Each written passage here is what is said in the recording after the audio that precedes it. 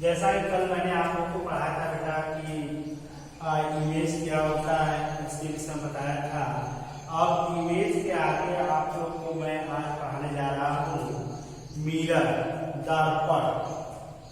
तो ध्यान रखिए बेटा कि मिरर क्या है। मिरर मतलब दर्पण, दर्पण। तो ऐसा दर्पण जिसके एक तल परावर्तक पृष्ठ बना दिया जाए,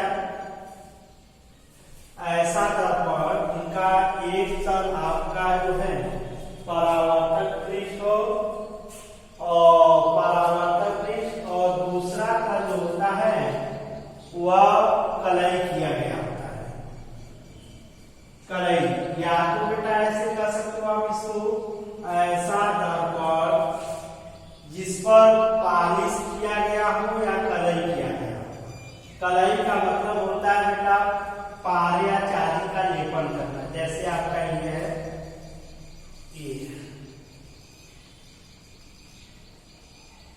ये आपको दिखाई दे रहा है बेटा, ये पार या चांदी का पहले लेपन किया जाता है, फिर उसके बाद लाल ऑक्साइड का पेंट कर दिया जाता है।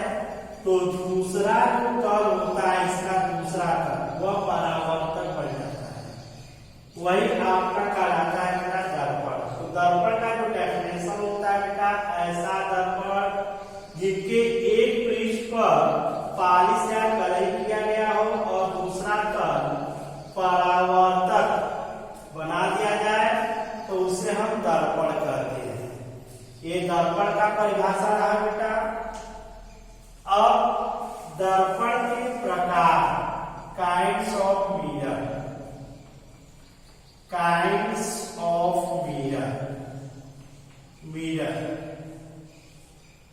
दर्पण बेटा दो प्रकार के होते हैं।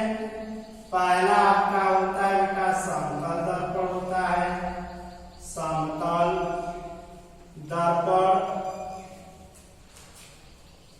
दूसरा होता है बेटा गोलीय दर्पण, गोलीय दर्पण। ये जैसा कि मैंने बताया बेटा कि मिरर क्या है, दर्पण क्या है, ऐसा दर्पण जिनके एक पृष्ठ पर पारे या चांदी का कलई करके दूसरा तल परावर्तक बना दिया जाता है, उसे मिरर कहते हैं। ये मिरर का डेफिनेशन रहा। अब बेटा मिरर कितने प्रकार के होते हैं, तो हमारा types of mirror, there are two types of mirror. First बेटा आपका समतल दर्पण, इसे प्लेन मिरर भी कहा गया है बेटा, प्लेन मिरर। और सेकेंड होता है बेटा स्फेरिकल मिरर होता है, स्फेरिकल मिरर। मिरर तो ये दो प्रकार के होते हैं, समतल दर्पण और गोलीय दर्पण। अब बात हम आपको बताएंगे बेटा कि प्लेन मिरर क्या है, समतल दर्पण क्या है। ऐसा दर्पण जिनका पृष्ठ समतल, मतलब कि ऐसा दर्पण जिनका जो पृष्ठ होता है वह समतल होता है, उसे हम समतल दर्पण कहते हैं। समतल दर्पण में कुछ विशेषताएं भी होती है, जैसा कि आप लोग को मालूम होगा बेटा, मैंने बताया भी था बेटा कि समतल दर्पण द्वारा जो है जो प्रतिबिंब बनता है हमेशा आभासी और सीधा बनता है। जैसे कभी क्वेश्चन ये पूछा जाता है कि समतल दर्पण द्वारा प्रतिबिंब होता है, तो समतल दर्पण द्वारा जो प्रतिबिंब बनता है वह आभासी बनता है और सीधा बनता है। और दूसरी बात, वास्तु के बराबर आपका प्रतिबिंब बनता है, वास्तु के बराबर आपका प्रतिबिंब बनता है। इसमें जितना आपका वास्तु रहेगा, वास्तु की लंबाई जितनी होगी उतना ही आपका प्रतिबिंब की लंबाई भी होगी। ये आपकी विशेषताएं रहा बेटा। और दूसरी चीज इसके अतिरिक्त हम यह भी कह सकते हैं कि जो प्रतिबिंब होता है वह एक पार्श्व उत्क्रमणीयता होता है। जैसे कि आपको एम्बुलेंस में दिखाई दिया जाता है बेटा, तो एम्बुलेंस में जो होता है आप देखेंगे तो आपका जितने भी अक्षर होते हैं वह सभी उल्टे दिखाई देते हैं। तो इसी को हम कहते हैं पार्श्व उत्क्रमणीयता। तो इसके अतिरिक्त जो हमारा प्रतिबिंब होता है बेटा पार्श्व उत्क्रमणीयता भी होता है। अब उसके बाद तुम्हारा बेटा है कि गोली दर्पण क्या है। तो गोली दर्पण बेटा ऐसा दर्पण जिनका पृष्ठ गोली हो उसे हम गोली दर्पण कहते हैं। समझ गए बेटा? तो इसे पुनः मैं आपको बताने जा रहा हूं बेटा, ध्यान से समझिए। पहले मैंने आपको बताया कि मिरर क्या है, दर्पण क्या है। तो ऐसा दर्पण जिनके एक पृष्ठ पर पालिश या कलई किया गया हो और दूसरा पृष्ठ परावर्तक बना दिया जाए तो उसे हम दर्पण कहते हैं। अब दर्पण के प्रकार, दर्पण दो प्रकार के होते हैं। पहला आपका बेटा समतल दर्पण होता है, इसे प्लेन मिरर कहते हैं। इसका जो डेफिनेशन होता है बेटा ऐसा दर्पण जिनका पृष्ठ आपका समतल होता है उसे समतल दर्पण कहते हैं। इसमें आपका एक महत्वपूर्ण प्रश्न बनता है बेटा आपका कि समतल दर्पण द्वारा प्रतिबिंब बना होता है। तो आपका जो समतल दर्पण द्वारा जो प्रतिबिंब बना होता है बेटा वह आभासी होता है और सीधा होता है और वस्तु के बराबर प्रतिबिंब बनता है। मैंने जो बताया आपको बेटा। अब गोली दर्पण क्या है? तो गोली दर्पण बेटा आपका जो है ऐसा दर्पण जिनका पृष्ठ बेटा गोली हो उसे गोली दर्पण कहते हैं। या अदर भी डेफिनेशन में बता सकता हूं बेटा इसको कि मतलब कि ऐसा गोली दर्पण वह कार के खोखले गोले का कटा हुआ भाग हो, उसके एक पृष्ठ पर पारे या चांदी का लेपन करके लाल ऑक्साइड का पेंट कर देते हैं, दूसरा पृष्ठ परावर्तक हो जाता है, उसी को हम कहते हैं स्फेरिकल मिरर। अब बात आती है बेटा तुम्हारा गोली दर्पण आपके दो प्रकार के होते हैं। इसमें भी दो प्रकार के होते हैं। पहला आपका बेटा कॉन्केव मिरर जिसे अवतल दर्पण कहते हैं। अवतल दर्पण। सेकेंड आपका बेटा सेकेंड होता है कॉन्वेक्स मिरर और यह बेटा आपका उत्तल दर्पण होता है। उत्तल दर्पण ये होता है बेटा। आइए हम इसके परिभाषा को पढ़े बेटा। कॉन्केव मिरर क्या है? ध्यान से समझिए बेटा, डायग्राम से समझिए। ये आपका बेटा ऐसा गोलीय दर्पण या ऐसा दर्पण जिनके बाहरी सतह पर पारे या उभरे हुए सतह पर पारे या चांदी का लेपन करके इस पर लाल ऑक्साइड का पेंट कर दिया जाता है और दबी हुई जो सतह होती है बेटा या अंदर की जो सतह होती है वो परावर्तक बन जाता है, उसी को हम अवतल दर्पण कहते हैं। समझ गए बेटा ना? अब उसके बाद तुम्हारा कॉन्वेक्स मिरर। अब कॉन्वेक्स मिरर क्या होता है? ऐसा दर्पण, ये देखो ऐसा दर्पण जिनके दबी हुई सतह या अंदर की पारे या चांदी का लेपन किया जाए और उभरा जो तल होता है वो परावर्तक हो जाता है, उसी को हम कहते हैं बेटा उत्तल दर्पण। समझे बेटा ना? एक बार पुनः मैं आपको समझा दे रहा हूं बेटा। गोली दर्पण दो प्रकार के होते हैं। कॉन्केव मिरर जिसे अवतल दर्पण का नाम दिया गया है, दूसरा है बेटा कॉन्वेक्स मिरर जिसे उत्तल दर्पण का नाम दिया गया है। अब बात होता है बेटा कि अवतल दर्पण कहते किसे हैं?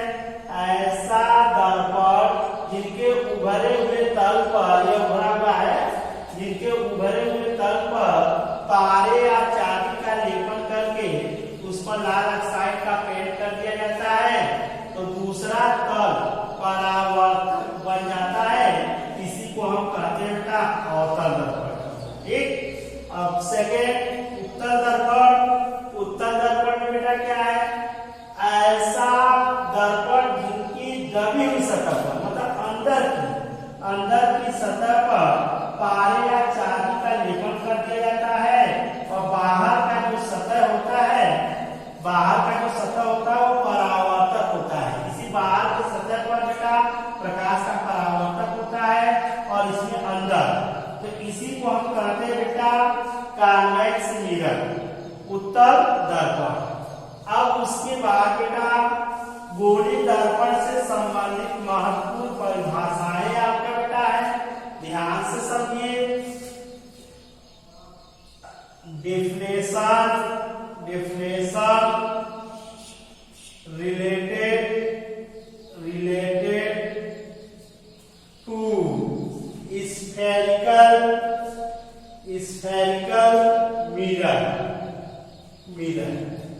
ये बेटा आपका है गोलीय दर्पण से संबंधित परिभाषाएं। गोलीय दर्पण से संबंधित परिभाषाएं, ये बेटा का। अब इसमें हम आपको बताएंगे बेटा, पहला आपको पोल ऑफ मिरर होता है बेटा, पोल ऑफ मिरर पहला। दूसरा होता है बेटा आपका centre of curvature, centre of curvature. और थर्ड होता है बेटा radius of curvature, radius of curvature. Fourth होता है प्रिंसिपल एक्सिस बेटा, प्रिंसिपल एक्सिस। और 5 होता है प्रिंसिपल फोकस बेटा, फोकस। और 6 होता है बेटा तुम्हारा फोकल लेंथ, फोकल लेंथ। और 7 होता है बेटा focal plane, focal plane, focus तल होता है। और पहला आपका रहा दर्पण का ध्रुव, दर्पण का ध्रुव। दूसरा बेटा वक्रता केंद्र, वक्रता केंद्र। थर्ड रहा बेटा वक्रता त्रिज्या रहा, वक्रता त्रिज्या।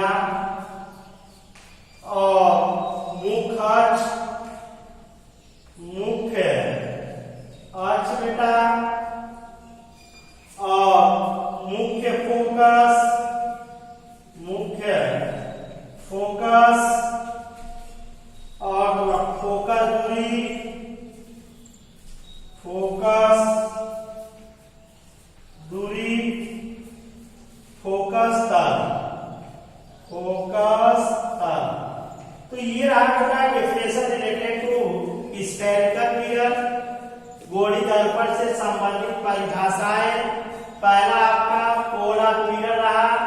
अब इसका मैं बारी बारी से आपको डेफिनेशन बताऊंगा, परिभाषा बताऊंगा बेटा, और इसको हम डायग्राम के माध्यम से आपको समझाऊंगा बेटा। ध्यान से समझिए, ध्यान से देखिए बेटा। ये देखो फिगर को ध्यान से देखोगे तो आपको अच्छी तरह समझ में आएगा। देखिए ये मैंने कॉन्केव, ये आपका जो है बेटा, तो चलिए इसको हम मिटा दे रहे हैं। ये परिभाषा बेटा बता रहे हैं, ध्यान समझिए। देखो ये आपका बेटा अवतल दर्पण से परिभाषा हम क्लियर कर रहे हैं, ध्यान से समझिए।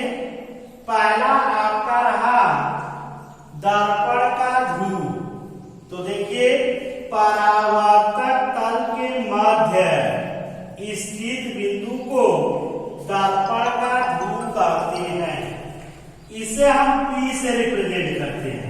पहला क्लियर हो गया। एक बार पूरा समझ लीजिए बेटा। दर्पण की परावर्तक तल के मध्य मतलब होता है बीचों बीच। दर्पण के परावर्तक तल के मध्य स्थित बिंदु को दर्पण का ध्रुव कहते हैं। इसे P से रिप्रेजेंट करते हैं, कैपिटल P बेटा। अब उसके बाद सेंटर ऑफ कर्वेचर। तो देखिए कांच के खोखले गोले का एक कटा हुआ भाग होता है। कांच के खोखले गोले का एक कटा हुआ भाग होता है। उसके केंद्र को गोलीय दर्पण का वक्रता केंद्र कहते हैं बेटा। इसे हम C से रिप्रेजेंट करते हैं। C आपका क्या है? सेंटर ऑफ कर्वेचर है। एक बार पुनः डेफिनेशन क्लियर करो बेटा। कांच के खोखले गोले का एक कटा हुआ भाग होता है।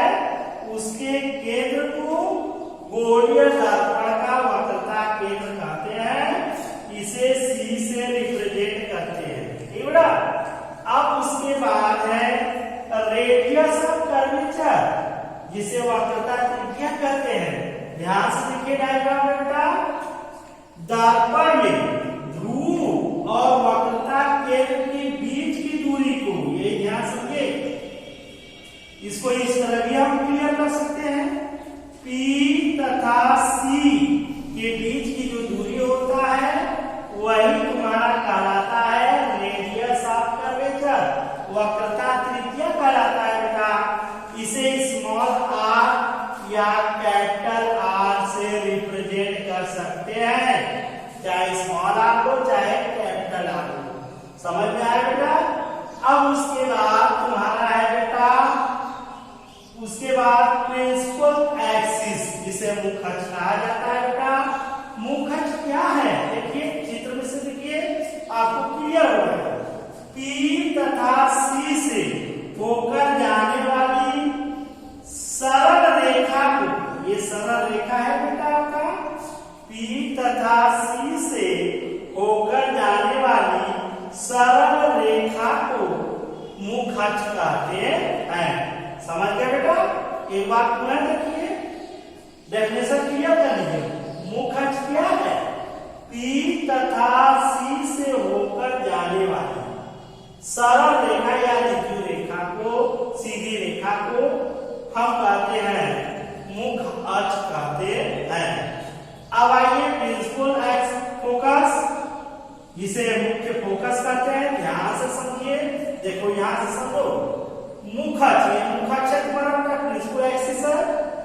मुख अक्ष के समांतर चलने वाली प्रकाश की किरणें समांतर जा रही है, तो मुख अक्ष के समांतर चलने वाली प्रकाश की किरणें परावर्तन के पश्चात जिस बिंदु से होकर जाती है, जिस बिंदु से होकर जाती है वही तुम्हारा कहलाता है प्रिंसिपल फोकस। समझ गए? क्लियर करो बेटा। ना समझ में आया तो ध्यान से समझिए। डायग्राम को देखिए, यहां से क्लियर हो जाएगा। यहां समझिए। तो मुख अक्ष के समांतर चलने वाली, ये मुख अक्ष है, ये समांतर जा रही है। मुख अक्ष के समांतर होकर चलने वाली जब प्रकाश की किरण दर्पण पर पड़ती है, टकराती है, तो परावर्तन के पश्चात वो फोकस से होकर चली जाती है। इसी को हम कहते हैं मुख्य फोकस। इसे हम कैपिटल F से रिप्रेजेंट करते हैं, केवल कैपिटल F से रिप्रेजेंट करते हैं। यहाँ कैपिटल F क्या बता रहा है? मुख्य फोकस बता रहा है। अब उसके बाद बेटा तुम्हारा एक है फोकल लेंथ, जिसे हम कहते हैं फोकल दूरी। चित्र में देखिए, चित्र से क्लियर हो जाएगा। दर्पण में ध्रुव और फोकस, ध्यान से समझिए। दर्पण में ध्रुव और फोकस के बीच की जो दूरी होता है, जो डिस्टेंस होता है, यही आपका फोकल लेंथ कहलाता है। इसे स्मॉल f से रिप्रेजेंट करते हैं। समझ गए? नहीं समझे? इसे समझो, ध्यान से दो। देखो बेटा, दर्पण में ध्रुव और फोकस के बीच की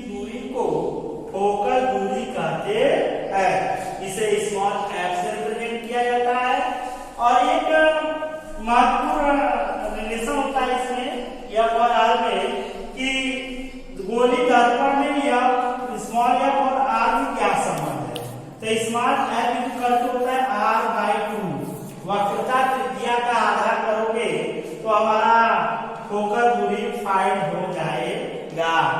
अब बात है बेटा तुम्हारा फोकल प्लेन, इसे फोकस तल कहा जाता है बेटा।